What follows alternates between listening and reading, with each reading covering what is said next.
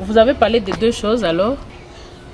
Nous avons constaté effectivement qu'il y a eu violation. Voilà qu'il y a des bombes qui ont été larguées à Bweremana il y a 2 jours, je crois que c'était avant-hier. Donc c'est une violation de la trêve. Selon l'information que nous avions, c'est que la trêve humanitaire avait été instaurée pour créer un couloir de façon à permettre aux humanitaires d'apporter l'aide humanitaire aux bénéficiaires.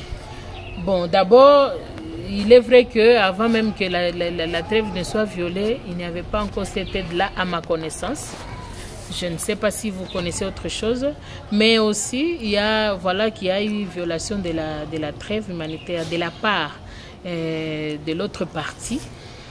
Bon, ce que je déplore, c'est l'attitude de notre armée, parce que le porte-parole de la province, il a dénoncé la violation de la trêve par les M23.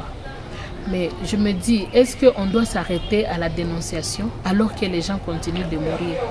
Est-ce qu'on doit s'arrêter à la dénonciation seulement? Parce que il faut reconnaître que les gens meurent quand même. Les gens sont morts. Il y a eu des blessés.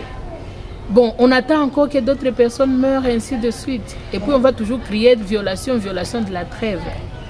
Pourquoi ne pas seulement? Maintenant, nous connaissons quand même que c'est le Rwanda qui nous agresse. Pourquoi ne pas attaquer le Rwanda directement? Excusez-moi. C'est la seule voie, je pense. Moi, je pense que le gouvernement vraiment devrait voir comment faire. Connaissant le vrai agresseur, attaquons le vrai agresseur, agissons directement, allons à la source du problème. Ça, c'est mon point de vue par rapport au premier point. Le deuxième point, ça concerne l'insécurité dans la ville.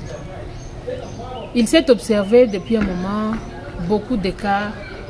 Déjà aujourd'hui, la nuit d'aujourd'hui, aujourd'hui à partir de 1h du matin, il y a eu des situations dans la ville qui ont causé aussi des morts. Bon, à ma connaissance, actuellement, nous comptons 17 morts. Rien que cette nuit. Causés par des inciviques, des bandits non maîtrisés. Donc, ce que nous ne comprenons pas, c'est comment les bandits peuvent se sentir à l'aise, peuvent agir aisément dans la ville sans être inquiétés. Donc ça, c'est une situation aussi qui nous dépasse et que nous déplorons. Nous demandons quand même, je fais une recommandation auprès du maire de la ville, qu'il crée des espaces de conseil, des espaces de concertation entre la population et les services de sécurité, de façon à trouver comment nous pouvons agir ensemble pour la sécurisation de la ville. Dans ce cas, nous allons créer une certaine confiance entre la population et les services de sécurité.